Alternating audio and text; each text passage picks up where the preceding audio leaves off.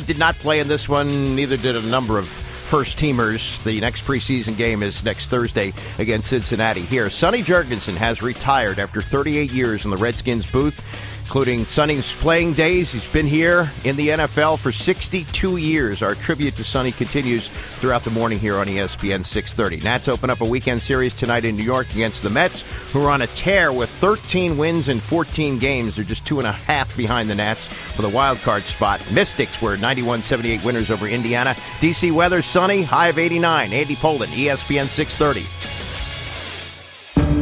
Sonny hurls a honey to Bobby Mitchell, and it's touchdown, Washington. This is ESPN 630 special coverage. Saluting Sonny. Hi, this is Sonny Jurgensen. I've decided to hang up my headphones and my clipboard. It's been a great 55 years in Washington. I want to thank our Redskin fans for being so generous to me and our teams. We owe it all to you. I've had so many wonderful memories of the thousands of teammates I've played with and talked about during my years in radio and television in Washington, D.C. The relationships with coaches and executives over the 50 years, like Bill McPeak, Otto Graham, Edward Bennett Williams, Vince Lombardi, Jack Kent Cook, Joe Gibbs, Bobby Beathard, Bruce Allen, and Dan Snyder have been special. My special broadcast partners such as Sam Huff and Frank Herzog, and later with Larry Michael, Chris Cooley, and Doc Walk on radio, and the great TV talents such as Glenn Brenner and George Michael. We lived through the glory years together, the NFC East Championships and 5 Super Bowls, all great memories. And I would be remiss if I failed to mention WMAL, the Redskins flagship station, and my good friend Andy Ockershausen, who was responsible for bringing together the original broadcast team of Sonny, Sam, and Frank. After 62 years in professional football, I still have my health and wonderful family, with a special thanks to my beautiful wife Margot for letting me work the weekends for all those years. I'll always be a fan of professional football and appreciative of all it has done for me, my family, and our city. I leave you with these words. Hail to the Redskins. That was Sonny Jurgensen about 7:30 last night here on ESPN 630, the sports capital. Good morning. I'm Andy Pollin.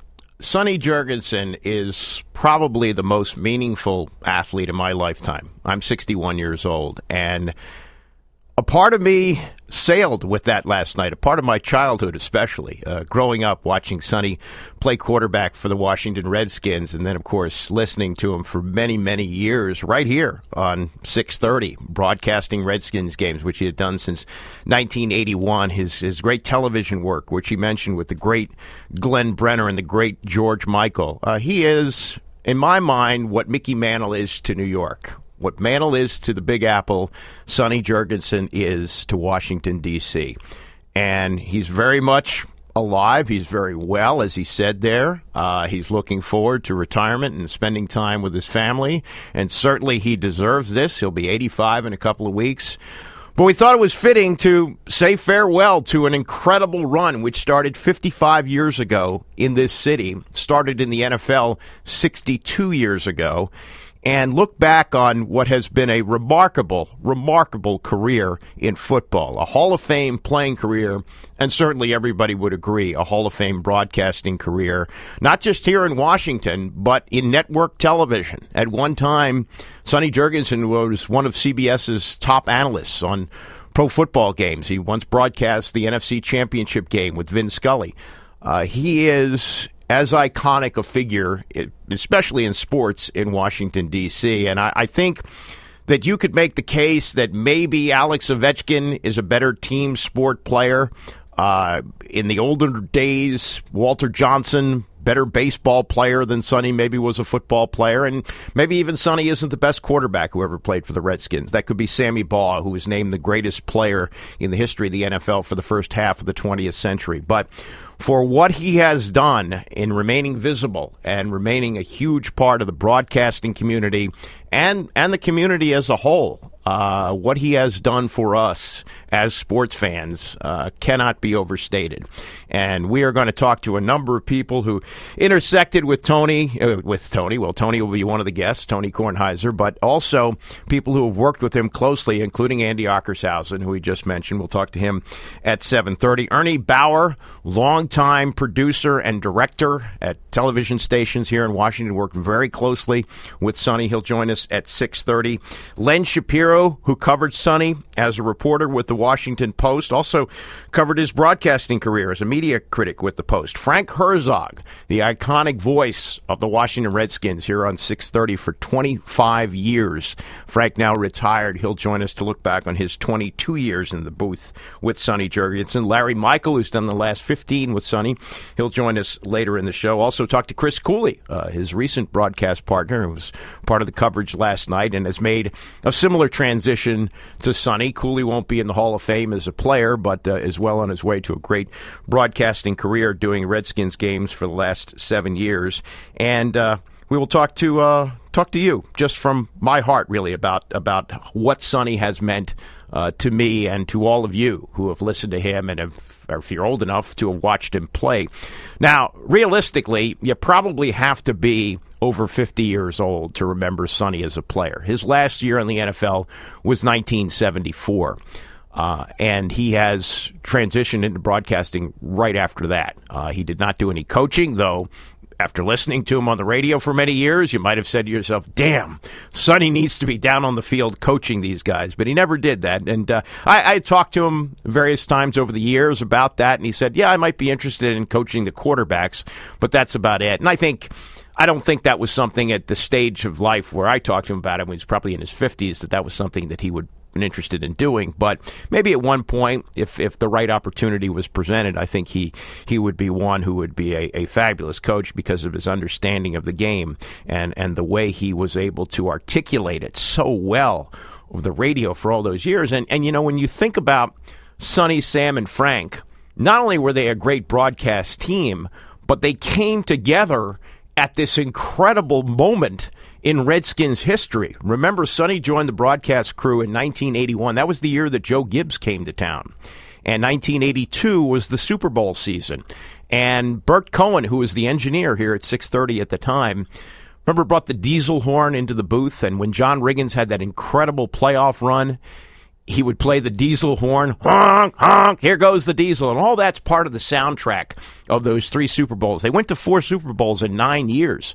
I mean, it became almost an annual occurrence. And when they weren't in the Super Bowl, it seemed like an odd year.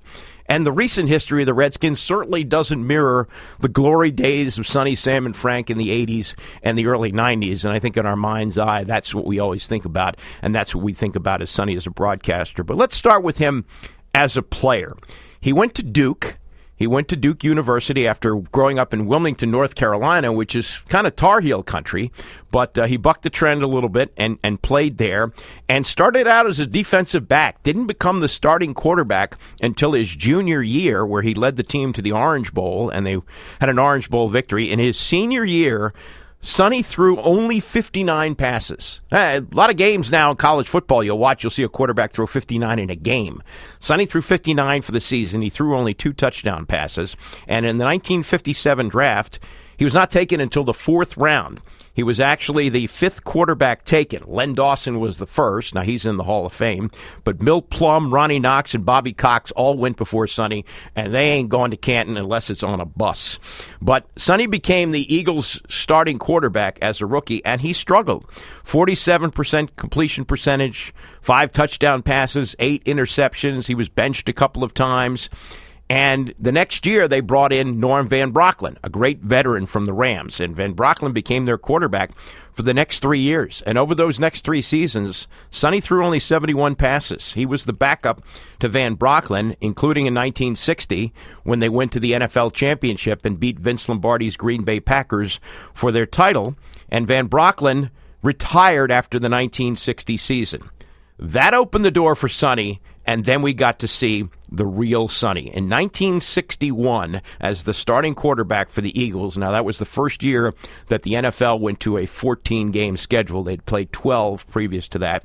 And he set a record with 32 touchdown passes and 3,700 yards passing. Nobody had ever rung up those numbers. Again, 2 extra games to do it, but still, he established himself as one of the great passers in the history of the game in just that season. And then he went on to have 2 more great seasons after that for the Eagles, though he was hurt in his 3rd year as a starter, missed several games, but had a conversation with his coach in the offseason about the upcoming season and thought he was good, thought that he was going to be back as the Eagles quarterback. He was in the prime of his career, not yet 30 years old, and he thought that this was going to be it. After 7 years in Philadelphia, he was ready to roll and take the team into the next era of great Eagles football. And then a shocker, as he told Andy Ockershausen on his Our Town podcast. I was surprised because I had just talked with the new head coach of the Philadelphia team, was Joe Kaharick. And I had met with him, talked with him about what we were going to do and why we were going to win and how, and I was very excited about it, you know. A new beginning for you, right? And I walk out of there at 13th and Locust and walk to 18th and Spruce, which was a day's delicatessen.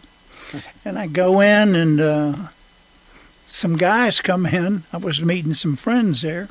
Some guys come in and say, "Hey, I just see where you got traded." I said, "What? What are you talking about?" And I said, "I just met with the coach." I said, "I didn't get traded." And I said, "It was April Fool's Day." And I said, "It's April Fool's." That's the reason. And they said, "No, we just heard it on the radio." You're gone. So I go back around the 13th and Locust and run into the coach. And I said, "What is this? Traded?" He said, "Yep, we traded you. We got a good trade for Norm Snead, and we're going to let you go." And I said, "Gee, you got to be kidding me." And I was really shocked. But in the long run, it was the best thing that happened to me. That's true. Because it gave me an opportunity to start fresh again. Yes, and what a start it was for Sonny in Washington. The trade made April 1st, 1964, and you can imagine on April Fool's Day how Sonny must have felt having just talked to the coach. But he comes to Washington in exchange for Norm Snead, who was a younger quarterback, but I don't know if he was tracking at that point to be great, but I guess the Eagles saw great potential in him. He wound up having a long career, though not a great career, mostly a journeyman quarterback for a number of teams, including the Eagles. But they sent Snead and Claude Crabb to the Redskins for Sonny and Jimmy Carr in one of the great trades in the history of the franchise. And Sonny was able to hook up with Bobby Mitchell. Bobby Mitchell was the first African-American player in the history of the Redskins. In a shameful history, the Redskins became the last major professional sports team to integrate in 1962 when they traded the rights to Ernie Davis to the Cleveland Browns for Bobby Mitchell. And Mitchell would later make the Hall of Fame as a wide receiver, though he started as a running back. But with Sonny became a deadly passing combination. They also, in 1964, drafted Charlie Taylor out of Arizona State. Taylor was also a running back, but became with Sonny a deadly passing combination. And at one point, Charlie Taylor was the NFL's all-time leading receiver when he retired in 1978. They were an unbelievable combo, and they eventually had Jerry Smith join the team, also a draft pick in the mid-'60s. And those three in 1967 finished 1, 2, and 4 in the NFL in receptions. Charlie Taylor led the league. Jerry Smith, the tight end, was 2, and Bobby Mitchell was number 4, all with the great passing of Sonny Jurgensen. But the team was not a winner. They did not win a lot of games. They had a coach in Otto Graham who was somewhat similar to Steve Spurrier, though he was a much better NFL player himself, a Hall of Fame player, but not particularly adept at coaching in the NFL. He had coached at the Coast Guard Academy prior to coming to the Redskins, and they just did not have a defense to match what Sonny and the offense could do. And they continued to lose until 1969. In 1969, Vince Lombardi came to Washington. Lombardi, regarded as the greatest coach perhaps in the history of the NFL. He had already won 5 championships with the Green Bay Packers. He had tried retirement as a coach for a year. It didn't sit well with him, and he came back to the Redskins as coach and actually part owner of the team. He was given a piece of the team. That's how highly thought of he was as a coach. And Sonny flourished in the system. He had his best year in the NFL. He led the league in passing percentage, 62%. He led the league in yardage. Now, it's a small number compared to today, but he threw for 3,100 yards and 22 touchdowns. And for the first time since World War II, the Redskins had a winning team. They finished 7-5-2. Unfortunately, Lombardi died prior to the 1970 season. They took over with a coach by the name of Bill Austin, who had been an assistant under Lombardi. And the Redskins struggled that year to 6-8. And in 1971, George Allen arrived. Now, George Allen gave Sonny what he had needed for so many years, a defense. And it was just so ironic that Sonny, who had remained mostly healthy over his years with the Redskins, now in 1971 in the preseason, trying to make a tackle after throwing an interception against the Dolphins, broke his shoulder and was pretty much out for the year. He tried to come back, but really was not himself. Billy Kilmer took over, took the Redskins to the playoffs for the first time since 1943, and Sonny pretty much had to watch all of that. In 1972, with a good defense, the Redskins get off to a great start with Sonny Jurgensen. About 6 or 7 games into the season, they're playing the New York Giants at Yankee Stadium. Sonny steps in a hole, tears his Achilles tendon, is out for the year. And Kilmer takes over. And even Kilmer felt bad about it because they were great friends. And with the defense as good as it was, with Larry Brown having an MVP season as a running back, the Redskins made it to the Super Bowl. And one of the great moments in the history of this organization, on New Year's Eve 1972, they beat the hated Dallas Cowboys 26-3. And in kind of, I guess, an homage to Sonny, Billy Kilmer, who used to throw a wobbly pass, delivered an unbelievable spiral to Charlie Taylor for a touchdown as they won that game and advanced to the Super Bowl for the first time. Unfortunately, they faced a great defense in the Miami Dolphins. They needed a great passer in Sonny Jurgensen, who unfortunately was on crutches, could not play, and the Redskins lost that game 14-7. That's as close as Sonny ever got to a Super Bowl. He came back in 1973 and 74. The Redskins made the playoffs both years, but his final game was a playoff game in Los Angeles against the Rams. He did not start that game. Billy Kilmer did. In fact, the two of them spent the 73 and 74 seasons kind of replacing each other because of injuries. They used to call him Hobble and Wobble. And when Kilmer was failing to get it done against the Rams, they put in Sonny at the end of the game to try and salvage it. And he wound up throwing a pick six to Isaiah Robertson, and the Rams won the game. And that was the end of Sonny's career as a player, and then transitioned right into broadcasting. But here's how good he was as a player at the end. At the age of 40 in 1974, in a limited role, but still, he led the NFC in passing percentage, 64.1. And probably still had something left in the tank, but the body at that point was giving out. And George Allen and he always had butted heads. As good a coach as Allen was, he didn't have a lot of respect for the way Sonny played. And he wanted his offense to run the ball, eat up some clock, and let his defense win the game.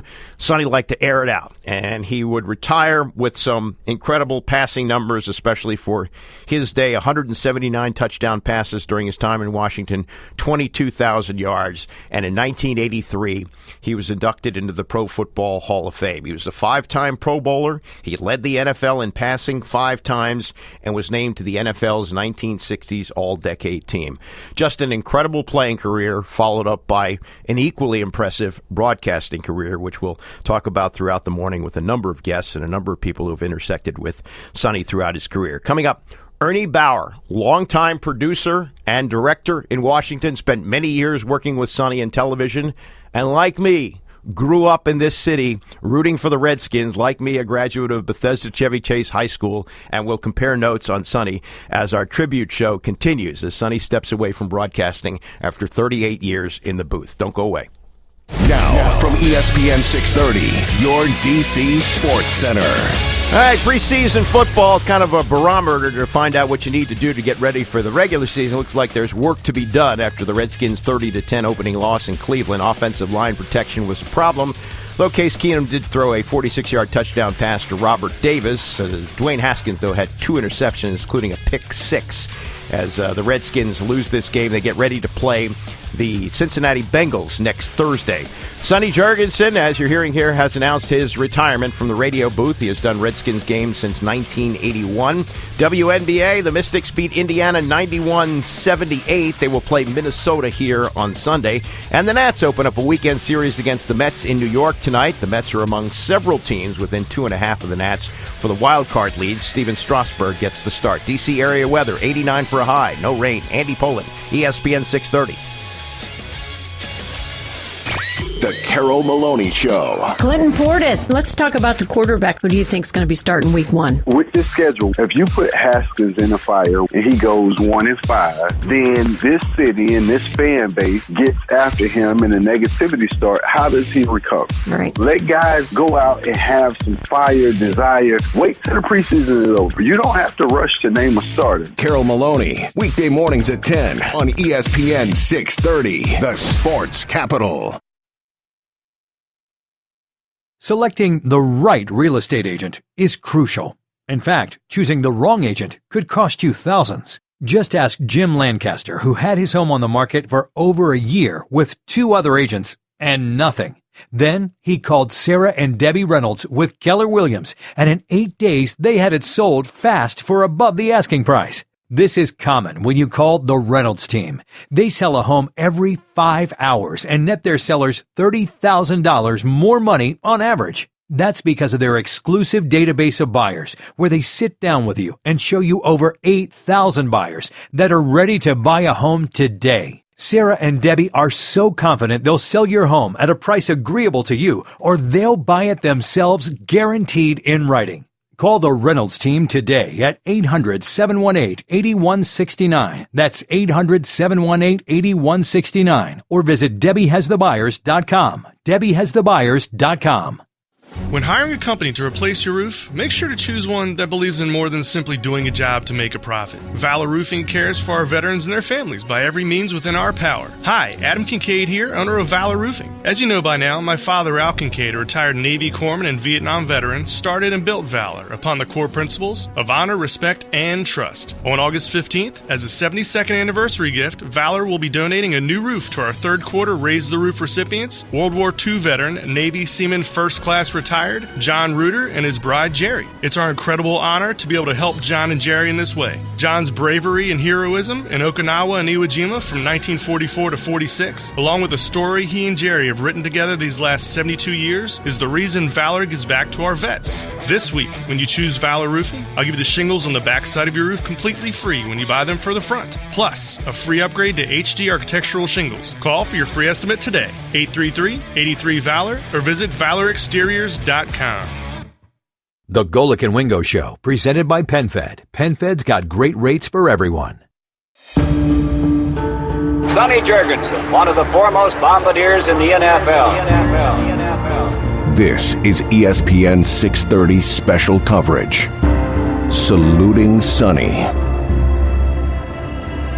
Andy Pollin in our ESPN 630, the Sports Capital studios. Sonny Jurgensen, if you have not heard, has announced that he is retiring from radio after 38 years in the booth, most famously with Sonny and Sam during the glory years of the Redskins, and more recently with Chris Cooley, Doc Walker, and Larry Michael, who will join us later in the show. I'm going to talk to Ernie Bauer here in just a moment. The great sports producer and director, worked many years with Sonny in television, but I want to tell you how Sonny's football career almost didn't get off the ground. He grew up in Wilmington, North Carolina, was a great 3-sport athlete, and told me once he was good enough to play basketball at North Carolina, that he was actually a better basketball player in high school than he was a football player, which is what led him to a conversation that he had with his father, which was relayed on the podcast, Andy Ockershausen's Our Town. The time I came home from football, practice was tough. Football was tough in those days. And I said, Dad, I think I'm going to quit football. And he said, yeah. And I said, I like basketball. And you better, were very good at it. And I think I can play basketball, and I would like to do that. And he said, well, you quit football, you quit eating here, too. So I said, okay, I'll play. Thank you, Mr. Jurgensen, for gifting Sonny to the football world for all of us to enjoy. Ernie Bauer is with us now, and Ernie, as I mentioned, worked many years with Sonny, but first got acquainted with him as I did as a fan, and you being a little bit older, Ernie, probably got acquainted a little bit earlier with Sonny than I did. Well, absolutely. In fact, they talk about the Redskins fanaticism. I believe it started before Gibbs, before Lombardi, before George Allen. It started with Sonny. I mean, I remember as a kid, the Redskins consisted of Eddie LeBaron and Dickie James and Don Bosler and Dale Hackbart and, Joe Rutkins and people like that. I remember watching the Redskins lose to the Giants. Wyatt Tittle threw 4-7 touchdown passes or something. They lost like 49-0 or some big-time score. Mm-hmm. And it was depressing. And then Sonny comes in, and this place lights up. And I believe the fanaticism that became what the Redskins fans remember started with Sonny. Now, I don't go back as far as Sammy Baugh, but I mean, there was a dearth of football here, and then he comes in, and I mean, it was must-see TV. Yeah, it was, the games. You remember the game where he comes back from 21 down against the Cowboys. It was almost like a James Bond movie. I think he stood by the referee and called a timeout so Charlie Gogolak, I think, can come in and kick it. And I wanted him to stop the clock at 9. Like in James Bond, when the bomb was going off, the timer always stopped at 007. Yeah. Well, I actually, that's fitting that it's 9 because Sonny's number, of course, is 9, and this is the 9th of August where we pay tribute to his great career. Actually, the timeout to kick the field goal, that's in the 72-41 game against the Giants in 1966. And that's the highest scoring. Yeah. Sam Huff takes credit for it. With Ali Sherman and told him to kick the field goal. Yeah. Sam Huff takes credit for it, but it's not certain to actually call the timeout. But Otto Graham said afterwards, why do you kick a field goal when you're up 69-41? He said Charlie Gogolak needed the practice, so that's kind of the way it worked out. Yeah. But he was still playing, if I'm not mistaken, if I have my time right, when you got into television. That you were actually working in television while he was playing. Absolutely. I started in 1967. He came in 74. So I like 64. The famous picture. I was directing the famous picture of when he and Warner both pulled their Achilles and they sitting on a set with their feet up in cast and things like that. So I kind of met him a little bit, but it was really when he retired and came to Channel 9 that he and I became friends because I ended up producing a lot of shows that he was on. I was directing the news, so he was obviously part of that. But then we had Redskins Sidelines, and then he co-hosted the Jack Pardee show and the Joe Gibbs show, and we had Redskins Kickoff, some of these ancillary shows that he was part of. So he and I really became friends then, and very close friends. Yeah, and we'll get to that, the great friendship that Sonny had with a number of people, including Ernie, and we'll talk to Andy Ockershausen in about an hour. He's the one who put him here on 6:30 back in 1981. But, Sonny had actually, as you know, had done a lot of television and radio work while he was playing. I remember watching, we only had black and white, but I remember the Sonny Jurgensen show. I'm trying to remember, was it on Channel 7 or Channel 9? Yeah, it was on Channel 7. In fact, they used the Bobby Hebb song Sonny as the theme song to it. Mm-hmm. Yeah, and so that was at Channel 7. A story that not a lot of people know, but, he obviously worked at CBS. Yep. And he worked with Lindsey Nelson. He worked with Vince Scully. And at one point, Tom Brookshire was had some medical problems. And so he was off the air because he couldn't do anything because of a bad leg, and he had an operation, blah, blah, blah. And so they paired Sonny with Pat Summerall. And so Sonny and Pat Summerall were going along pretty well, to the point that CBS decided, well, when Brookshire comes back, maybe we'll do 3 in a booth, and we'll be Pat and Brookshire and Sonny. So they called Sonny up, and he and Margot go up, and they're going to make a big announcement, and Sonny and Margot sitting out of the outer office of the president of CBS Sports. And somebody got in there ahead of them and came back out, and they said, well, we decided we're not going to do this. And Sonny said one of the most embarrassing things he's ever been part of. Yeah. And I believe that drove him to radio. That drove him, he said, oh, well, the heck with this. Yeah. And then Andy came along, and so he left CBS and became the part of the Sonny, Sam, and Frank. Yeah, and that's, that was our gain, but certainly CBS's loss, because right. I think there are a few people who can analyze a game as well as Sonny, and you forget now how quarterbacks played the game when he did. He called the plays. He was his own offensive coordinator. He would decide what was the next play, and I think that really helped him to be able to analyze what was going on the field when he was in the booth. Absolutely, and of course you'll get to what he called his Super Bowl, when he beat the Dolphins after the year that they lost to the Super Bowl. Yeah, that's a great story. That is again, Sonny, and we're going to talk about the great disappointment of not being able to play when the Redskins lost to the Dolphins, but they come back the following season. And it was a low-scoring game, but he needed to take them down the field for a touchdown. And you've probably heard this from George Stark as well. Stark's in the huddle. He was a longtime tackle, called himself the head hog back on the glory days of the Redskins. And he said Sonny would get down in the huddle. I don't think you see quarterbacks do this these days, but I guess the play clock was different. Sonny used to get down on one knee in the huddle. Remember that? Yep. Yeah, he got down in the huddle, and he said, Sonny put a piece of grass in his mouth. He goes, well, he says, the problem is, after we score here, we may leave too much time on the clock for the Dolphins.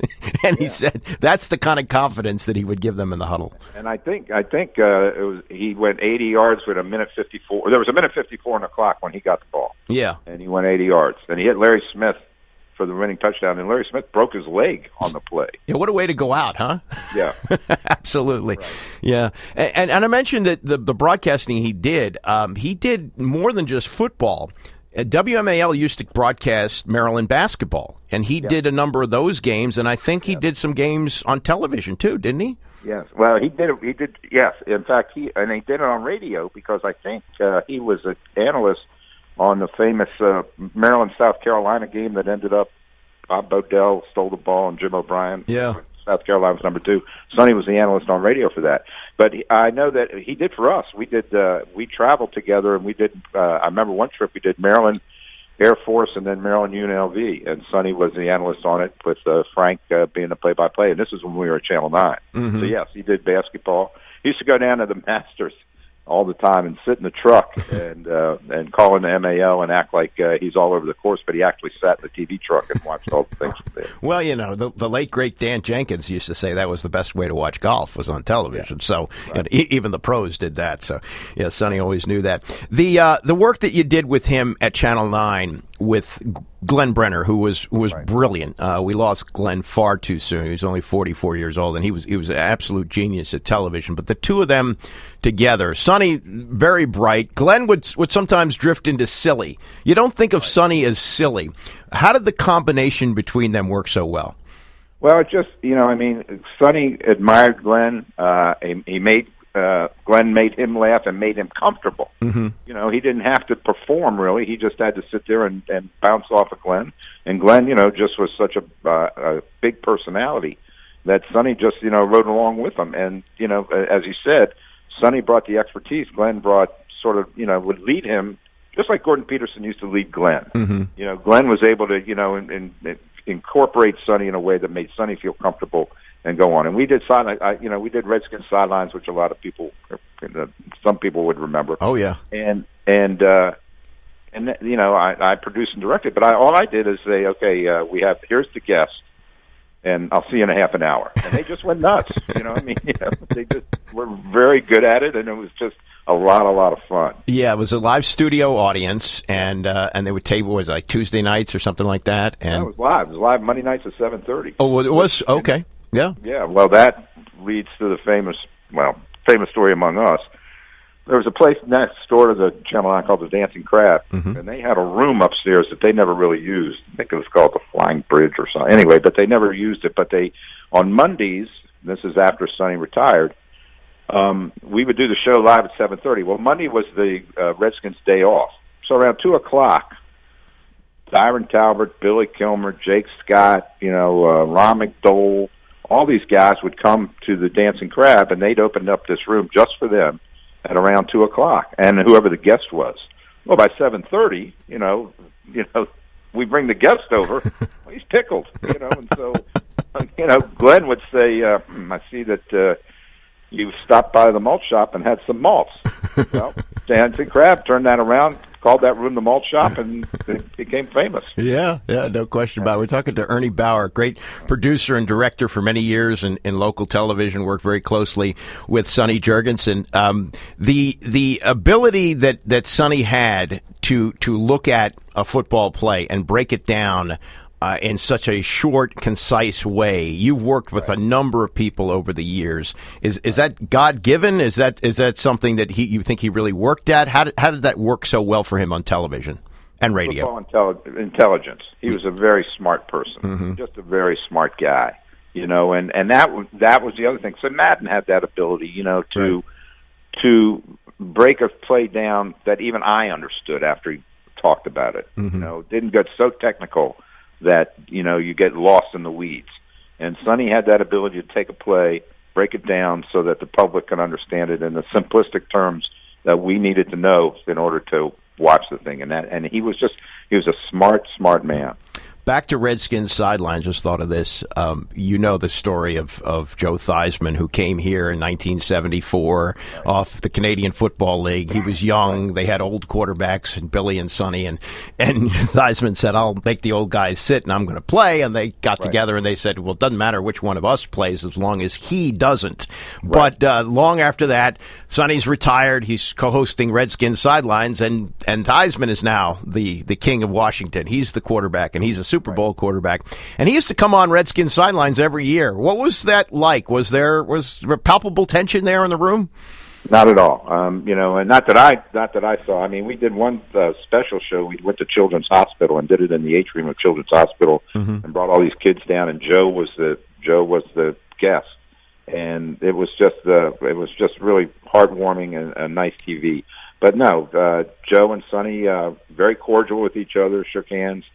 Sonny wasn't that kind of person. But I will tell you, when George Allen was let go, the station wanted me to have him as a guest on sidelines. and so Sonny goes, I'm not going on. So, I'm not going on with that son of a gun, or the words. Yes. And I said, well, Sonny, if you don't go on, then it's going to become a bigger story. If all of a sudden we have this on and you're not there, people are going to hound you. And it's just you're just gonna draw, it's gonna like drawing flies to honey, So you got to go on. And so he said, okay. And I said, but you don't have to say anything. And you watch his show, he might say 4 words in the whole half hour. Wow. And Glenn just sort of leads the whole thing. As I mentioned before you came on, Sonny needed George in the middle of his career here so badly because he missed the defense. We'd see games, he'd throw 4 or 5 touchdown passes and they'd lose. And to think that they should have been a perfect marriage, but too many things, including personality and the fact that Sonny got hurt when George first got here. But had the timing been right, that would have been an unbelievable combination of defense and offense. Well, it's sort of the frustration of being a Redskins fan. You're right. I mean, you had one of the greatest offensive weapons going, and all George had to do is let him play. Yeah. And I mean, Sonny used to tell me, but like in practice, George would say, hey, look, let's make the defense look good, so I want you to throw an interception. He said, hell with you. And he'd throw 4 touchdowns, Yeah. So stupid. Yeah, there was a famous time he was sent into a game and was told to hand off to Larry Brown, and he came to the line of scrimmage and he saw what the defense was in and audible to a passing play and threw a touchdown pass, and Allen took him out of the game. He was pissed off. Right. Crazy. Just crazy. Yeah. Hey, it's great to catch up, Ernie, and thank you so much for the stories about Sonny. I think he's a local treasure, and I know that I'm going to miss hearing him on the radio, but boy, what memories he's left behind. Yeah, and I there was a NFL Films thing that Steve Sable did that I found, on, and I put it out on Facebook because, as you said, there's a certain age, and a lot of the people now only know Sonny from the radio, and they don't, so they sort of dismiss him as a football player because they never saw him. But you see this thing, and I'm telling you.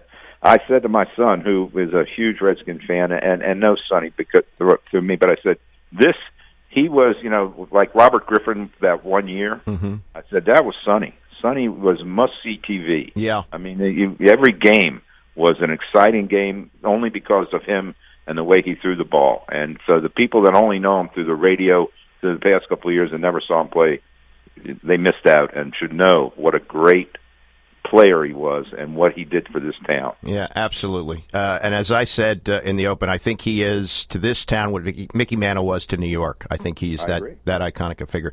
Thanks again, Ernie. Talk to you soon. All right, my friend. Thank you. That's Ernie Bauer, great producer and director for many years in local television in Washington, D.C. Coming up, you'll hear about Sonny's basketball career, including the night he intersected with Wilt Chamberlain. He and Wilt combined for 150 points on one night. We'll talk about that. Tony Kornheiser will join us at 7 o'clock. We'll also talk to Andy Ockershausen. He's the one responsible for putting Sonny Jurgensen on the radio, creating the great Sonny, Sam, and Frank booth. Andy Pollin paying tribute to Sonny Jurgensen as he retires after 38 years of doing Redskins games. We're right back. This is it. Your morning sports update with a side order of snark. And on that note, we hope everybody enjoys their breakfast. Golick and Wingo, weekdays 6 to 10 a.m. on Washington's new ESPN 630, the sports The summer capital. heat is here, along with our highest month's cooling bills. But don't sweat your next electric bill. Call Paul Henry's Windows for the hottest deal in town. Paul Henry's Windows is offering $100 off on every window you purchase. $100 off every Marvin window. $100 off every thermal triple pane window, and $100 off every Provia door. So stop sweating your next electric bill and call Paul Henry's Windows. They are the best in the business. Visit paulhenryswindows.com. That's paulhenryswindows.com.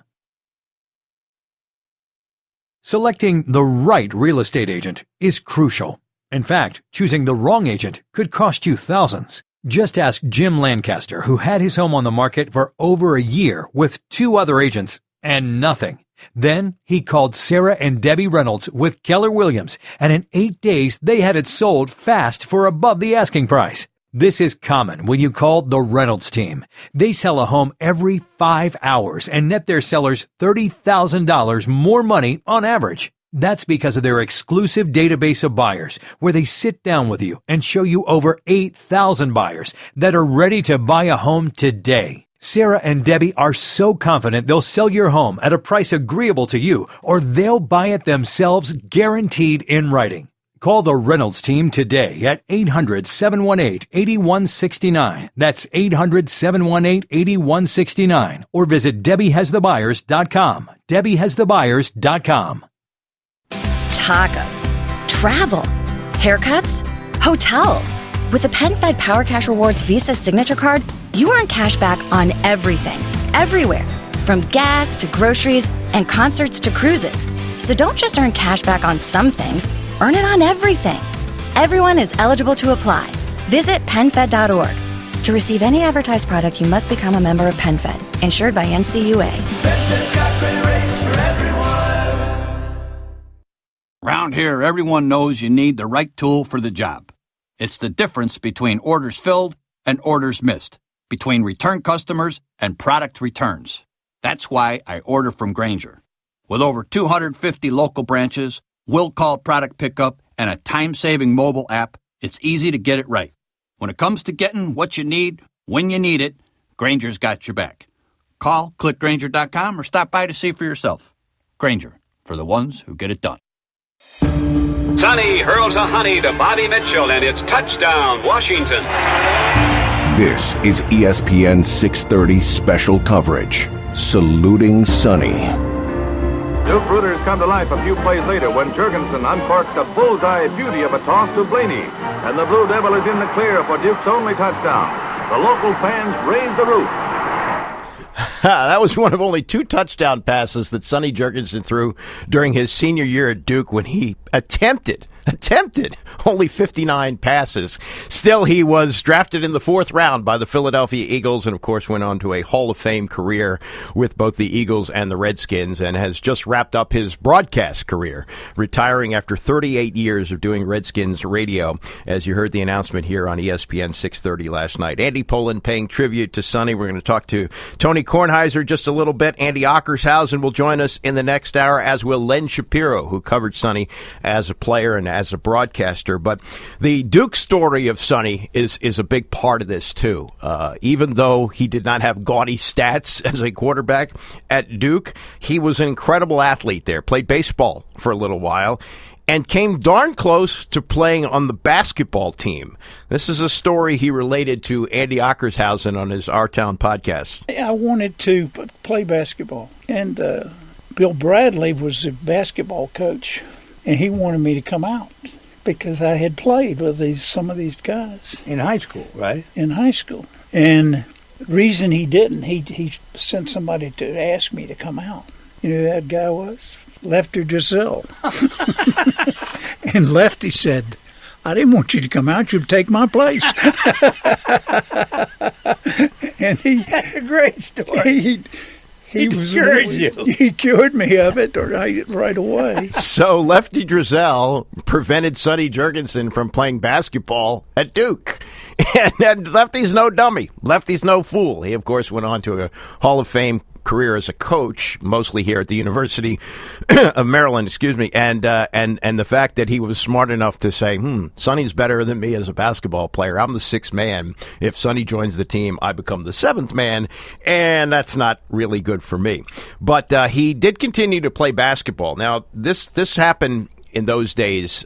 They did this a lot. There were barnstorming teams of teams from the NFL who played basketball. The Redskins had a team for many years, and they would play high school faculties. They would play against other, AAU type of amateur teams, and often they would raise money for charity. Johnny Holiday had a team of players, off-season players from sports when he did his show on WWDC, so it wasn't uncommon to see these kind of teams. But in 1962, Sonny was playing for the Philadelphia Eagles, and they had an off-season basketball team. And Sonny, as mentioned, was an excellent athlete, a great athlete. And he was in Hershey, Pennsylvania, to play the preliminary game before they took on the Philadelphia Warriors in those days, took on the New York Knicks in a game that was played, a very famous game that was played in Hershey. It was, in fact, March 8th, 1962. And as he told Andy O, another story of what happened that night and how Sonny and Wilt Chamberlain hooked up for 150 points. In Philadelphia, we had a basketball team. Pretty good basketball players. Timmy Brown, good player, Tommy McDonald, Clarence Peace here. We had some good players on there. And one night, we were playing in Hershey, Pennsylvania. And in Hershey, we played preliminary games to the Philadelphia Warriors. So they were playing a second game against the New York Knicks. We played the first game and came back out and sat down and watched. Who was your opponent in the first game? Baltimore Colts. The Baltimore Colts basketball team, of course. Right. And Gino, Pellington, oh yeah. But we came out and watched the second game, and that was the night Wilt Chamberlain got 100 points, and we got to see it. So just remarkable. It's almost like a Forrest Gump situation. Here's Sonny Jurgensen just keeping in shape with the team in the off season, playing basketball. It's a preliminary game, trying to draw a few more people into this arena. And the night of Wilt's 100 is one of the more memorable nights in the history of sports. Part of it is only memorable because there isn't much to look back on. There's no footage of it on television. There's a very limited radio broadcast of that. They didn't get the entire game. Bill Campbell did it on radio, and they found maybe a few minutes of that, but they did find the 100 point that was scored. And to think that Sonny Jurgensen was there. There were 6,000 people in the arena, yet hundreds of thousands over the years said, oh, yeah, I was there when Wilt scored 100 points. But Sonny was actually there. He continued his career with the Philadelphia Eagles till 1964. After the 63 season, he was traded here. Now, some of the stories of why Sonny wound up in Washington, there have been There have been various accounts of the reason that the Eagles traded him, though, as you heard if you were listening earlier this hour, we talked about him meeting with his coach, Joe Kuharich, just a short time before finding out, within an hour, that he had been traded to the Washington Redskins, traded on April 1st, 1964, along with Jimmy Carr for Norm Snead and Claude Crabb. And the fact that he was traded, having had already a great run with the Eagles, including the year is 1961, where he'd set the NFL record with 32 touchdown passes and a bunch of yardage. That he would be traded from that team where he seemed to be the future of it. 1963, he had a backup by the name of King Hill. King Hill had been a great quarterback at Rice, and Sonny organized something similar to what Sandy Koufax and Don Drysdale had done with the Los Angeles Dodgers, in which they held out together, saying to the team, you may be able to do without one of us, but you can't do without both of us. And in a day and age where players didn't have free agency, they didn't have a lot of leverage, Sonny was looking to get more money, so he convinced King Hill to sit out with him and said to the Eagles, well, you don't have number one and you don't have number two. What are you going to do for quarterback? And eventually they acquiesced. They gave Sonny what he wanted. In those days, it wasn't unusual to have one-year contracts. In fact, most players had one-year deals. So it was, and again, the money was never guaranteed, still isn't in the NFL. And he was able to get what he wanted. Well, when you become that type of a player who makes trouble for the team, they find a way to get rid of you, and they send him to the Washington Redskins, who, again, did not do well. They had, as we just talked to Ernie Bauer, they were the kind of team that would really play an exciting game. And the defense would give up a touchdown, and Sonny would come back on the field and take them down the field for a score. But eventually they'd wind up on the short end. There'd be a play made at the end of the game by the other team, or maybe Sonny trying to force it in, trying to get something going at the end with throwing an interception. Whatever it was, it just didn't work out for them. And 1965, they brought in Otto Graham. Otto Graham had been a Hall of Fame quarterback with the Cleveland Browns. He had gone to coach at the Coast Guard Academy. And Otto, though he may have been somewhat misquoted on this, I think the sentiment was pretty much the way he felt it. He said, I'd rather lose a game 38-35 than win a game 3-0. And, the object, of course, as Herm Edwards is that you play to win the game, but Otto liked offense. He was like Spurrier before Spurrier. And Sonny fit in well with that, but the problem is that's not a winning formula in the NFL, especially in those days where Vince Lombardi was running the power sweep and having a great defense to lock up games with, Hall of Fame players like Willie Wood and Herb Adderley in the secondary and Ray Nitschke and guys like that. Those were how championships were won, with defense like that, and the Redskins just didn't have it. So they struggled as a team in 65, 66, 67, 68, and then came in 69 Vince Lombardi. And the great Vince Lombardi story about Sonny is, and Lombardi had 5 championships in Green Bay. He had a Hall of Fame quarterback in Bart Starr. And he said when he came here to become coach of the Redskins, we're probably not going to win a championship with Sonny Jurgensen. His arm will fall off before we win a title. Then he started to get a look at him. Maybe it was even in minicamp. I don't think they called it minicamp in those days, but it was something prior to training camp. And he said to one of his assistants, he said, if we had Sonny in Green Bay, the NFL would have declared us a monopoly.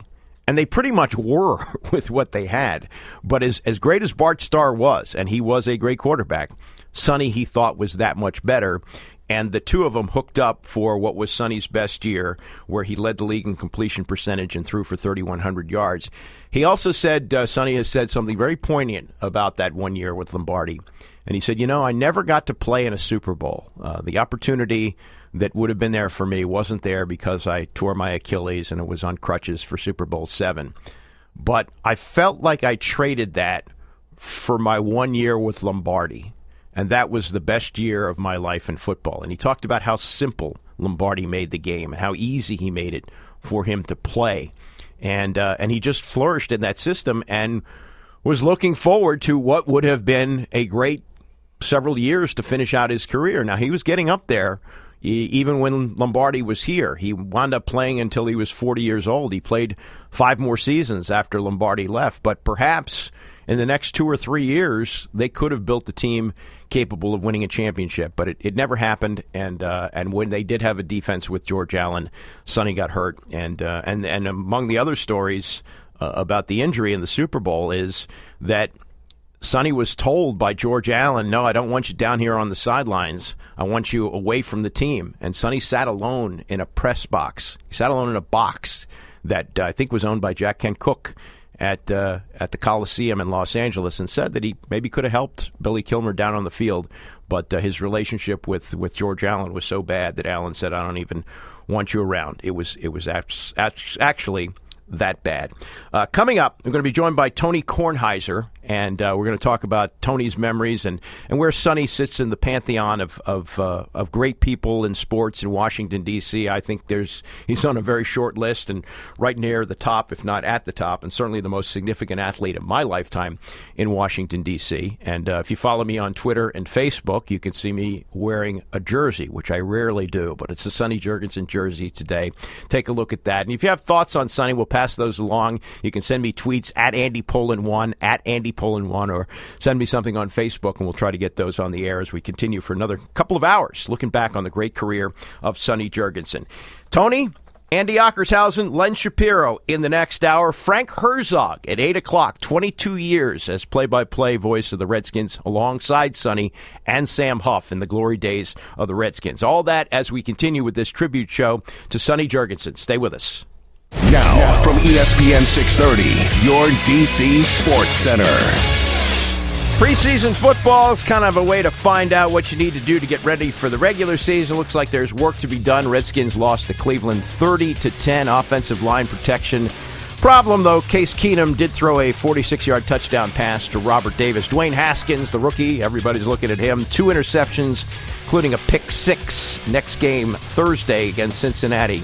We're at FedEx Field. Sonny Jurgensen, as we've been talking about, announced his retirement from the radio booth. He'd done Redskin games since 1981. WNBA, Mystics beat Indiana 91-78, and the Nationals open up a weekend series against the Mets in New York tonight. Mets are among several teams within 2.5 of the Nats for the wild card lead. Steven Strasburg gets the start. Milwaukee now 2 games behind the Nats. D.C. area weather, 89 for a high. No rain. Andy Pollin, ESPN 630. The Bram Weinstein Show.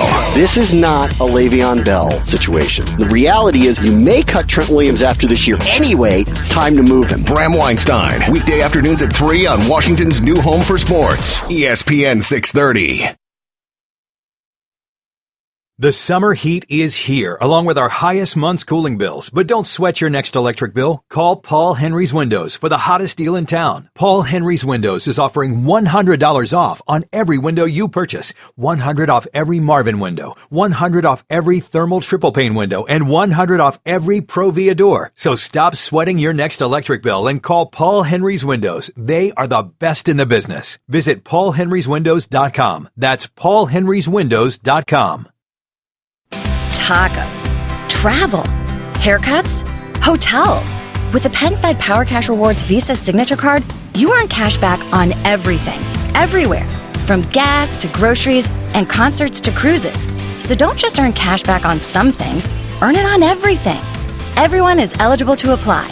Visit PenFed.org. To receive any advertised product, you must become a member of PenFed, insured by NCUA. PenFed's got great rates for everyone. Planning to sell your home or had it previously listed and it didn't sell? Call the Reynolds team. Sarah and Debbie Reynolds with Keller Williams Realty are killing it for home sellers. For over 30 years, Sarah and Debbie have been helping thousands of families sell and buy homes in our area. If you want to maximize the sale of your home, here's why you need to call Sarah and Debbie Reynolds. They already have the buyers. Over 8,000 buyers in waiting. These buyers are screened and looking to buy right now. As a result, they sell their homes 3 times faster and net their sellers 6% more money on average. That's $30,000 more dollars in your pocket. If your home doesn't sell, Sarah and Debbie will buy it at a price agreeable to you, guaranteed in writing. Call Sarah and Debbie right now at 800-718-8169. That's 800-718-8169. Or visit DebbieHasTheBuyers.com. DebbieHasTheBuyers.com. WSPN Washington. ESPN 630. The Sports Capital. Washington's new home for sports. Sonny Jurgensen, one of the foremost bombardiers in the NFL. This is ESPN 630 special coverage. Saluting Sonny. Hi, this is Sonny Jurgensen. I've decided to hang up my headphones and my clipboard. It's been a great 55 years in Washington. I want to thank our Redskin fans for being so generous to me and our teams. We owe it all to you. I've had so many wonderful memories of the thousands of teammates I've played with and talked about during my years in radio and television in Washington, D.C. The relationships with coaches and executives over the 50 years, like Bill McPeak, Otto Graham, Edward Bennett William, Edward Bennett William, Edward Bennett William, Edward Bennett William, Edward Bennett William, Edward Bennett William, Edward